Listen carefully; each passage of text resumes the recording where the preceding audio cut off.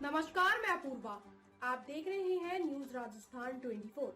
आइए बढ़ते हैं कुछ खबरों की ओर। केंद्रीय मंत्री गजेंद्र सिंह शेखावत ने उत्तर प्रदेश के मुख्यमंत्री योगी आदित्यनाथ के बटेंगे तो कटेंगे वाले नारे पर अपनी प्रतिक्रिया दी। शेखावत ने कहा कि यह केवल एक नारा नहीं बल्कि एक विचार है जो भारत की एकता और अखंडता को बनाए रखने के लिए है। उन्होंने 1500 साल पुराना भारत का इतिहास उठाकर देखने की सलाह दी और कहा कि जहाँ जहाँ भारत बटा है वहाँ हम हमेशा कमजोर हुए हैं और खतरों का सामना किया है। शेखावत ने यह भी कहा कि भारत को कभी भी और कहीं भी विभाजित नहीं होने देना चाहिए और हमेशा संगठित रहना चाहिए।